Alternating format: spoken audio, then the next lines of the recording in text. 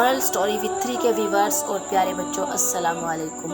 سب سے پہلے تو میں آپ کی بہت تھینکفل ہوں کیونکہ آپ میرے چینل کو بہت پسند کر رہے ہیں۔ آج میں آپ کے ساتھ جو واقعہ شیئر کرنے والی ہوں، یہ واقعہ بہت ہی انٹرسٹ ہے، اور آئیے واقعہ شروع کرنے سے پہلے لائک، شیئر اور سبسکرائب کر لیں تاکہ ہمیشہ کی طرح آپ کی سپورٹ مجھے ملتی رہے۔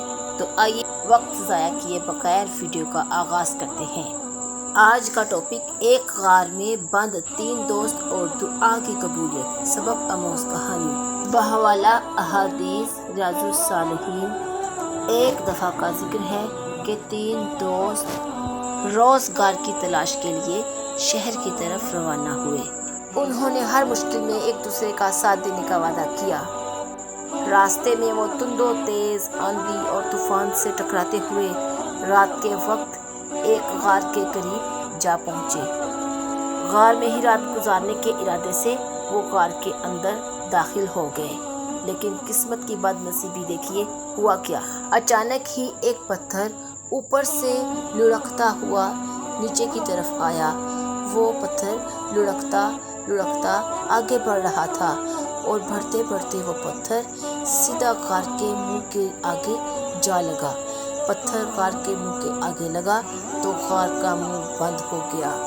غار کے اندر موجود تینوں مسافر بہت زیادہ پریشان ہو گئے۔ انہیں اپنی موت بہت ہی قریب نظر آنے لگی۔ وہ ڈر سے گئے۔ پتھر اتنا بڑا تھا کہ وہ تینوں مل کر اگر بہت زور لگاتے تو پھر بھی وہ پتھر اپنی جگہ سے سرکتا بھی نہ۔ اس وقت ان میں سے ایک دوست نے کہا کہ چلو اپنی اپنی نیکیاں یاد کر کے اللہ رب العزت سے دعا مانگتے ہیں، ہو سکتا ہے اللہ رب العزت ہماری دعا قبول فرما لے اور ہمیں اس ناگہانی مصیبت سے نجات دے دے۔ تو پہلا مسافر اللہ رب العزت کی درگاہ میں اس طرح سے خواستگار ہوا۔ اس نے کہا، اے اللہ، تو جانتا ہی ہے کہ میں روزانہ اپنی بکریوں کا دودھ دھو کر گھر لے کر آتا تو سب سے پہلے اپنے بوڑھے والدین کو پیش کرتا۔ ایک دن میں بکریوں کا دودھ دھو کر گھر لانے میں دیر ہو گیا۔ میں نے آتے ہی دودھ اپنے والدین کے برتن میں نکالا اور وہ برتن لے کر اپنے والدین کے کمرے میں چلا گیا۔ میرے بوڑھے ماں باپ میرا انتظار کرتے کرتے سو گئے تھے۔ میں نے ان کو جگانا مناسب نہ سمجھا۔ میں اپنے بوڑھے والدین کے بیدار ہونے کا انتظار کرنے لگا۔ میں نے دودھ کا پیالہ اپنے ہاتھ میں ہی رکھا اور ساری رات اپنے والدین کے سرہانے کھڑا رہا۔ میرے بچے دودھ کے لیے روتے رہے، بلبلاتے رہے، لیکن میں نے اپنے بچوں کو دودھ نہ پلایا اور اپنے والدین کے جاگنے کا انتظار کیا۔ اپنے والدین کو دودھ پلانے سے پہلے اپنے بچوں کو دودھ نہیں پلایا۔ جب میرے والدین بیدار ہوئے تو سب سے پہلے میں نے اپنی ماں اور باپ کو دودھ پلایا، پھر اس کے بعد میں نے اپنے بچوں کو دودھ دیا۔ اے میرے پیارے اللہ، اگر تجھے میرا یہ عمل پسند آیا تو میرے پہ کرم کر، اپنا رحم کر اور عنایت کر، اور اس غار کے پتھر کو ہٹا دے تاکہ ہم یہاں سے باہر نکل سکیں۔ ابھی دعا پوری ہوئی تھی، ساتھ ہی غار کا پتھر ہلکا سا اپنی جگہ سے سرک گیا۔ اب دوسرا مسافر اللہ رب العزت کی بارگاہ میں اس طرح سے دعا کرنے لگا، اے رب العزت، میں جب جوان تھا تو میری چچا زاد بیٹی مجھے پسند آئی، میں نے اسے ورغلایا، لیکن وہ میری بات میں نہ آئی۔ قحط کے زمانے میں جب وہ میرے سے ملنے آئی تو میں اس وقت مالدار تھا، میں نے اس کو مال متاع دینے کا وعدہ کر لیا اور اسے اس کے اوپر قابو پانے کا کہا تو وہ مان گئی، لیکن جب میں نے اس کے اوپر قابو پا لیا تو اس نے مجھے کہا، اتق اللہ، کہ اللہ سے ڈر، اے رب العزت، اے میرے مالک دو جہان، اے میرے خدا، میں تجھ سے ڈر کر اس سے دور ہو گیا اور اس برائی سے بچ گیا۔ یا اللہ، یہ اچھا کام میں نے صرف تیری رضا حاصل کرنے کے لیے کیا۔ اے اللہ، اگر تجھے میرا یہ عمل پسند آیا جو خالص میں نے تیری رضا حاصل کرنے کے لیے کیا، تو آج ہمیں اس ناگہانی آفت سے نجات۔ ابھی یہ دعا پوری ہوئی تھی تو غار کا پتھر تھوڑا سا اور سرک گیا اور شگاف پہلے سے زیادہ بڑا ہو گیا۔ اب تیسرا مسافر اللہ رب العزت کی درگاہ میں اس طرح سے مخاطب ہوا اور کہنے لگا، اے اللہ، میں نے ایک مزدور اپنے کھیتوں میں کام کرنے کے لیے رکھا۔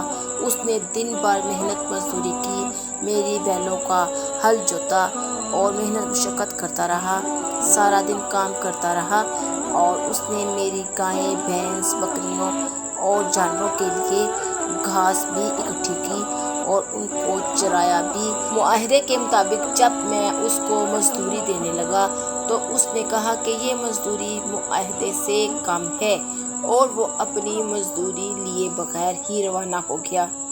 میں نے اس مزدور کی ایک دن کی مزدوری اپنے پاس بطور امانت رکھ لی اور اپنے گائے، دمبے، بکریوں اور بھیڑوں کے کاروبار میں اس کی رقم کو لگا دیا۔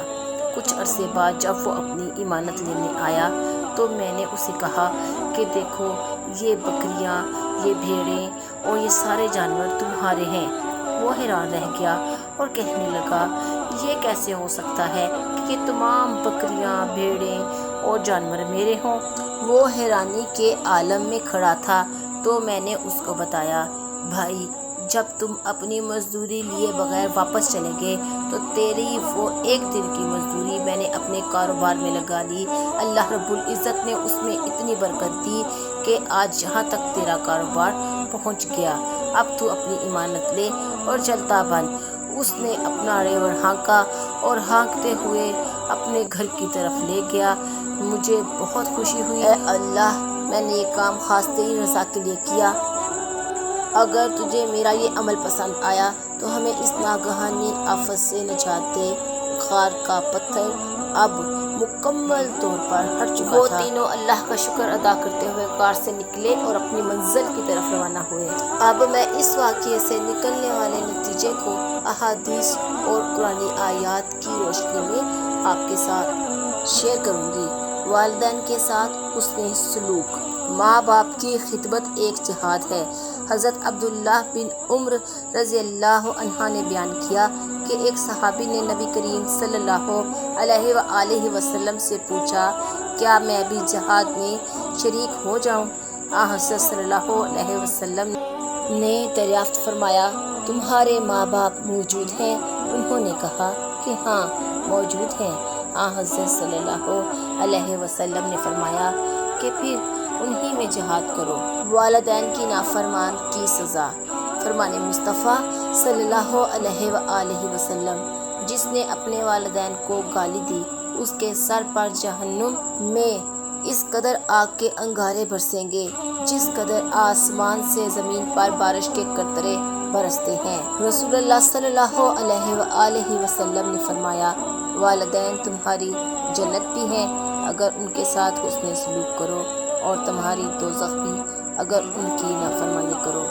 مزدور کی مزدوری کا شرعی حکم۔ رسول اللہ صلی اللہ علیہ وسلم نے فرمایا کہ مزدور کو اس کے پسینہ کے خشک ہونے سے پہلے مزدوری دے دیا کرو۔ قرآن میں اللہ تعالیٰ کا ارشاد ہے کہ 3 آدمیوں پر میں خود دعویٰ کروں گا، ان میں ایک وہ شخص بھی ہے کہ کسی مزدور کو کام پر لگایا، اس سے کام پورا لے لیا اور اس کی مزدوری نہ دی۔ رسول اللہ صلی اللہ علیہ وآلہ وسلم نے فرمایا، قیامت کے دن میں اس شخص سے جھگڑا کروں گا جس نے کسی مزدور کو مزدوری پر لگایا اور اس سے پورا کام لیا مگر اسے اس کی اجرت پوری نہ دی۔ ویورز، آج میں نے آپ کے ساتھ جو ویڈیو شیئر کی ہے اس سے آپ کو فیضان دعا تو پتہ چل گئی ہوں گی۔ اب اس سلسلے میں کچھ احادیث مبارکہ بھی آپ کے ساتھ شیئر کرتی ہوں۔ حضرت ثوبان رضی اللہ تعالیٰ عنہ کہتے ہیں، رسول اللہ صلی اللہ علیہ وسلم نے فرمایا ہے، تقدیر الہی کو کوئی چیز نہیں بدلتی مگر دعا، اور عمر کو کوئی چیز نہیں بڑھاتی مگر نیکی، اور انسان کو روزی سے محروم نہیں کیا جاتا مگر اس گناہ کی وجہ سے جس کا اس نے ارتکاب کیا۔ نصیب بے شک اللہ رب العزت کے ہاتھ میں ہے، لیکن اس نے دعاؤں کا اختیار تو ہمیں سونپ دیا ہے۔ اصل میں جب ہماری کوئی تقدیر بدلتی ہے تو وہ صرف ہماری دعاؤں کی بدولت بدلتی ہے۔ آئیے کامیاب زندگی گزارنے کے لیے صرف اللہ رب العزت سے دعا مانگنے کا عہد کریں۔ اللہ حافظ۔